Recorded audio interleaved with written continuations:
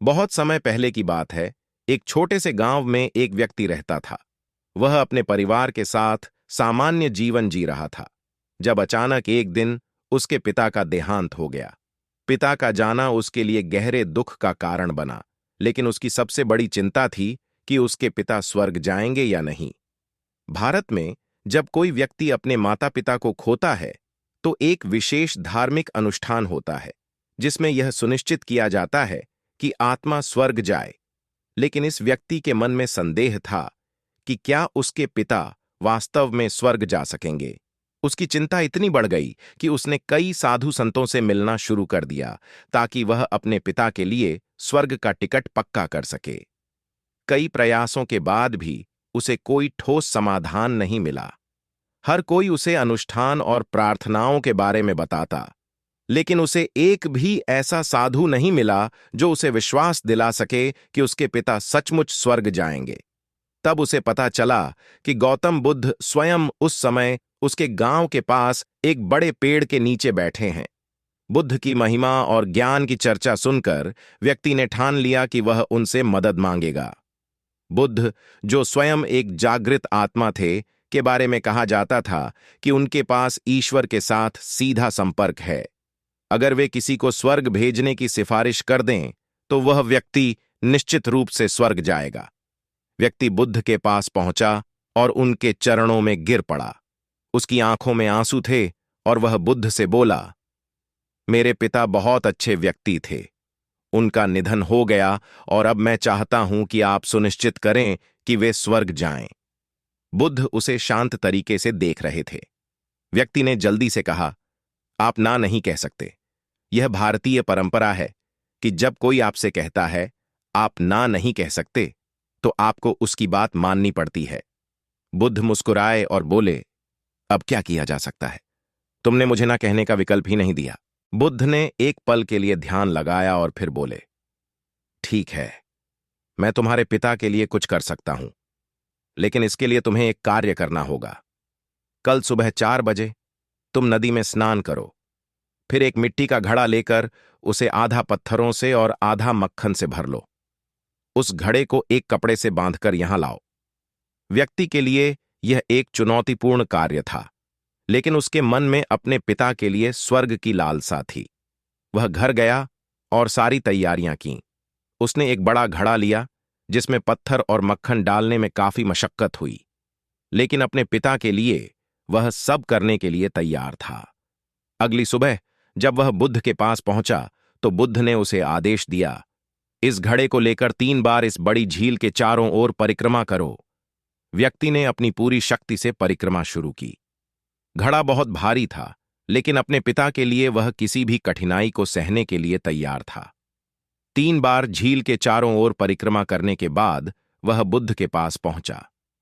वह थक चुका था, लेकिन उसकी आंखों में उम्मीद थी। बुद्ध ने उसे झील के बीच में जाने का आदेश दिया। पानी में घुसो और तब तक चलो जब तक पानी तुम्हारे सीने तक ना आ जाए। जब व्यक्ति पानी में पहुंच गया, बुद्ध ने उसे आदेश दिया, अब इस घड़े को धीरे से पानी में छोड़ दो। व्यक्ति ने घड़े को पानी में डुबो दिया और फिर बुद्ध ने एक मोटा लकड़ी का डंडा उसकी ओर फेंका। बुद्ध ने कहा, अब इस डंडे से एक ही बार में घड़े को तोड़ो। अगर तुमने इसे एक ही बार में तोड़ा तो पत्थर सतह पर आएंगे और मक्खन नीचे चला जाएगा। तब तुम्हारे पिता स्वर्ग जाएंगे। व्यक्ति ने अपनी सारी ताकत जुटाई। उसने एक गहरी सांस ली, सभी देवी देवताओं को याद किया और डंडे से घड़े पर एक जोरदार प्रहार किया। घड़ा टूट गया और मक्खन ऊपर आ गया। व्यक्ति ने बुद्ध की ओर देखा। उसकी आंखों में निराशा थी। बुद्ध ने कहा, मक्खन ऊपर आ गया, पत्थर नहीं। इसका मतलब है कि तुम्हारे पिता ने स्वर्ग की यात्रा नहीं की। व्यक्ति हताशा में पानी से बाहर आने लगा। तभी उसे अचानक कुछ समझ आया। उसने बुद्ध से पूछा, लेकिन यह कैसे संभव है? मक्खन तो हमेशा ऊपर आता है और पत्थर नीचे जाता है। आपने मुझे धोखा दिया। बुद्ध ने मुस्कुराते हुए उत्तर दिया, तुम्हें तो प्राकृतिक नियमों की इतनी अच्छी जानकारी है। अगर तुम्हारे पिता मक्खन जैसे हल्के थे तो वह स्वर्ग जाएंगे। अगर वह पत्थर जैसे भारी थे तो उन्हें नीचे जाना होगा। इसमें मैं क्या कर सकता हूं और तुम क्या कर सकते हो? व्यक्ति कुछ पल के लिए चुप हो गया और सोच में पड़ गया। बुद्ध की बातें उसके मन में गूंजने लगीं। वह समझने लगा कि बुद्ध उसे कुछ सिखाने की कोशिश कर रहे थे, लेकिन वह अभी भी समझ नहीं पा रहा था कि आखिर उसके पिता का स्वर्ग जाने का रास्ता कैसे तय होगा। उसने थोड़ी देर बाद फिर से पूछा, भगवान बुद्ध, क्या आप सच में मेरी मदद नहीं कर सकते? क्या आप किसी तरह मेरे पिता को स्वर्ग भेजने की व्यवस्था नहीं कर सकते? बुद्ध मुस्कुराए। उनकी मुस्कान में एक गहरा रहस्य छिपा हुआ था। वह बोले, क्या तुम्हें सच में लगता है कि तुम्हारे पिता को स्वर्ग भेजने की जिम्मेदारी किसी और पर है? क्या स्वर्ग या नर्क किसी दूसरे के हाथ में है? व्यक्ति ने धीरे से कहा, लेकिन मैंने सुना है कि आप तो ज्ञान के सागर हैं। आप ही तो बता सकते हैं कि मेरे पिता स्वर्ग जाएंगे या नहीं।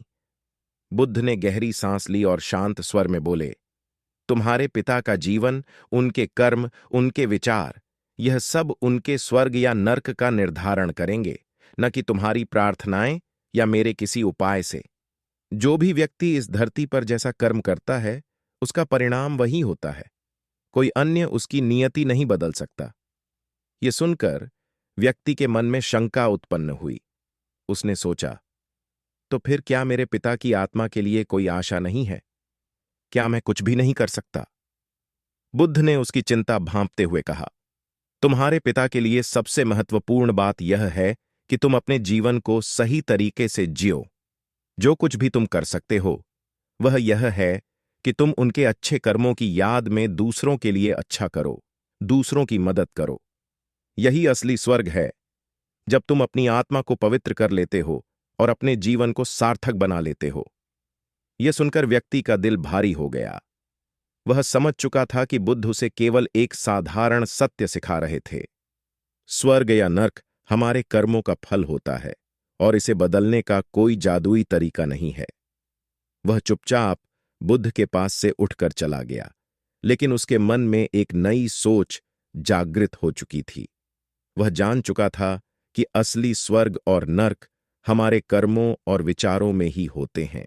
व्यक्ति ने बुद्ध की बातों को गहराई से समझा और अपने जीवन के प्रति उसका दृष्टिकोण बदल गया। उसे अब यह भली भांति समझ में आ चुका था कि स्वर्ग या नर्क कहीं और नहीं, बल्कि हमारे अपने कर्मों और जीवन जीने के तरीके में ही होते हैं। अपने पिता के लिए स्वर्ग की कामना करते करते उसने यह सीख लिया कि सच्चा स्वर्ग तभी प्राप्त होता है जब हम अपनी आत्मा को शुद्ध करते हैं और अपने जीवन को परोपकार और प्रेम से भर देते हैं। बुद्ध की यह सीख व्यक्ति के जीवन को बदल गई और वह समझ गया कि उसके पिता का स्वर्ग या नर्क इस बात पर निर्भर नहीं करता कि उसने क्या पूजा पाठ किया या किन साधुओं के पास गया, बल्कि इस बात पर कि उसके पिता ने अपने जीवन में कौन से कर्म किए थे।